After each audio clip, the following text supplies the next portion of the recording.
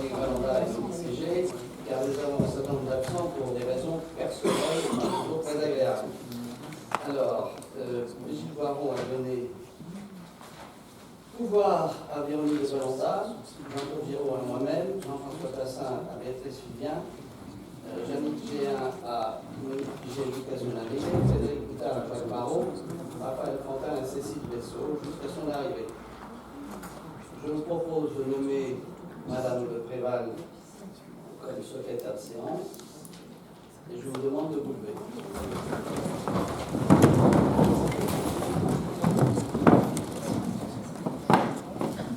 Henri Philippard a été notre collègue dans ce conseil municipal de 1989 à 1995. Il était membre de la commission du développement économique, la commission des finances. Il est très connu dans notre ville, car vous le savez, il s'était fortement engagé comme d'ailleurs dans l'industrie pharmaceutique et notamment il est président-directeur général de Beecham France en 1970, puis de Smith Kline Beecham, vice-président Europe en 1997. Je l'avais fait entrer à la fondation des courses au conseil d'administration, où il m'a apporté un soutien actif par ses connaissances, bien sûr, du milieu hospitalier, et aussi par son allant. Et ensemble, nous avions réussi à redresser et à rembourser les dettes de la fondation dans des périodes assez difficiles. Et aujourd'hui, vous le savez, nous avons une polyclinique qui fonctionne avec un service des urgences qui est confirmé. Il est mort brutalement, j'en ai été d'ailleurs assez affecté, car, rien me cacher, je lui ai envoyé encore des convocations pour venir au conseil d'administration de la Fondation des courses. J'adresse donc à sa famille nos condoléances et je vous demande de respecter quelques instants de recueillement.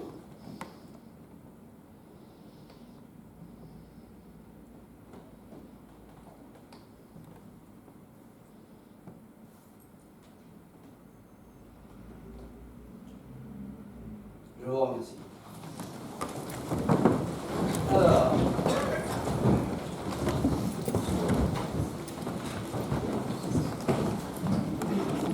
vous avez reçu le compte rendu du 28 septembre. Je présume qu'il a fait l'objet de votre part d'une lecture attentive le soir avant de s'endormir. Donc, je présume que vous avez tous lu, vous êtes, vous abstenez. Oui. Merci, moi ça mérite de la clarté. Pas d'autres remarques, si vous en avez d'autres, je vais le dire après. Alors maintenant le point de compte rendu des décisions prises par votre serviteur dans le cadre du 21-22 du Code général des collectivités. Avez-vous des remarques? Vous avez vu d'ailleurs qu'il y a peu de décisions, mais il peut y avoir des remarques que les autres savent. Allez-y. Oui, est-ce que vous pouvez nous donner des précisions sur les 3 décisions de début novembre, les décisions d'Esté en justice, s'il vous plaît? Alors, donc, attendez, le 6 novembre 2007, elle tombe à l'eau, car l'individu qui avait fait une requête contre un refus a perdu en cours administratif d'appel, et donc il est en train de retirer sa requête et il a perdu son procès. 2007, décision de justice à suivre, requête de juge d'instance devant le théâtre Sogex du code général d'un marché, c'est dans les bisbilles sur la piscine. C'est une bisbille relative à, je dirais, des règlements de facture en fin de comète. Quant au celui de l'exécution de l'évaluation du Conseil du 26 juin, bien sûr, nous sommes en cassation, je n'en dirai pas davantage, et nous aurons sans doute rapidement la décision du Conseil d'État.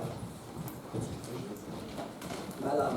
J'ai pas eu de décision concernant les travaux d'enrobé du parking du marché ou de réparation de... Alors, elle ne figure pas à ce stade, parce que c'est pas encore.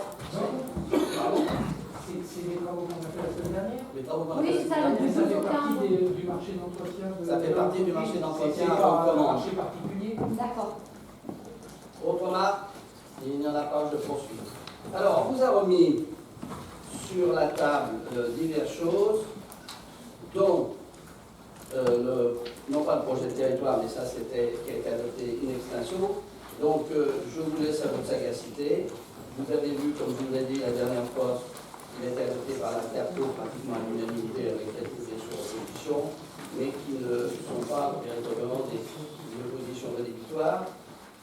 C'est ce que j'ai dit d'ailleurs l'autre jour à l'intercommunalité, à savoir que nous avions deux options. Soit nous refaisions un ministre-brief, schéma directeur de la région de France, et on y sait encore, parce que ça demande énormément de travail, etc.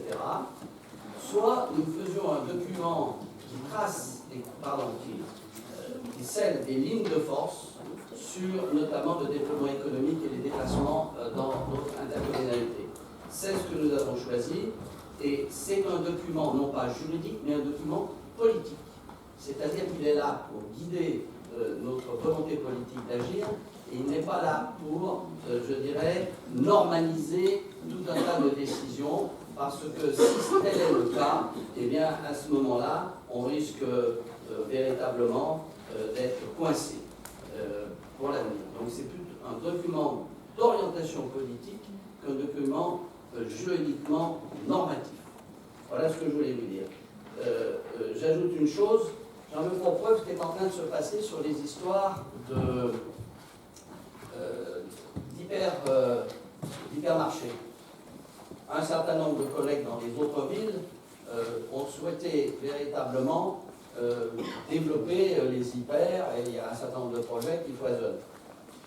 L'actualité vous montre que le temps des hyper est, à mon avis, révolu.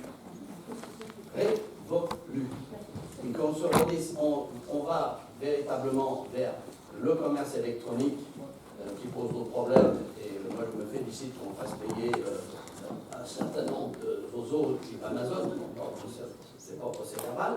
Mais deuxièmement, ça génère bien évidemment des contraintes énormes et ça déstabilise notamment les centres-villes.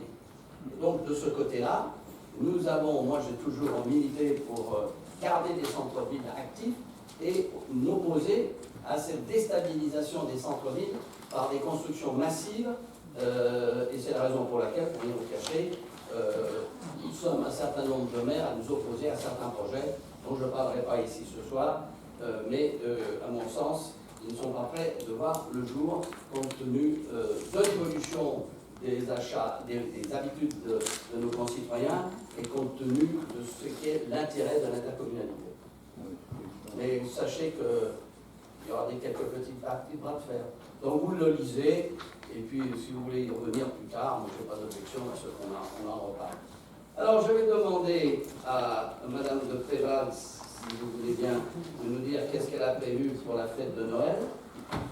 Les animations commerciales de Noël ont débuté le 9 décembre avec le marché de la Saint-Nicolas. Ce marché a réuni 11 artisans monsoniens place du maréchal Juin pour faire connaître leur savoir-faire, et on a aussi écouté pour faire des activités pour les enfants autour de la Légion de Saint-Nicolas. Le Père Noël et ses acolytes ont déambulé en centre-ville samedi 16 décembre toute la journée, et cette journée s'est terminée par un grand spectacle pour les enfants sur le thème de Cendrillon sur la place du maréchal Juin. C'est pas moi qui ai fait Cendrillon. Il revient donc déambuler en centre-ville les samedis 23 et dimanche 24 décembre la journée. Je vous rappelle que ces animations sont entièrement financées par le bénéfice du vide-grenier via la EML qui l'organise. Les commerçants du marché participent aussi à ce mouvement festif, les jours de marché les 16, 20 et 23 décembre, avec des animations et une grande tombola. Enfin, le traditionnel jeu d'objets insolites, à trouver dans les nombreuses vitrines des commerçants, revient s'alterner du 2 décembre au 9 janvier. Il est très attendu par les enfants et ce jeu est organisé par l'association PACAM. Conjugué aux différentes animations associatives et municipales, ces animations commerciales de Noël permettent de mettre une belle ambiance de fête en centre-ville. Bravo! Achetez à Maison Lafitte, hein? Bien. Alors, Madame G1, nous avions donc un salon des arts.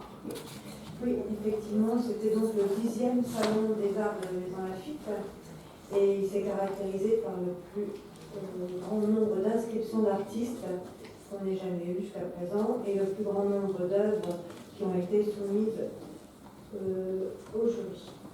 Nous avons eu 658 visiteurs et 552 scolaires, c'est donc 1410 personnes qui sont venues dans ce salon. L'animation vers les scolaires a été maintenue avec des visites conférences et des ateliers, toujours en accord avec le conseiller pédagogique en art visuel de l'éducation nationale. L'œuvre participative maintenant, donc, qui est aussi partie du salon et qui rencontre beaucoup de succès.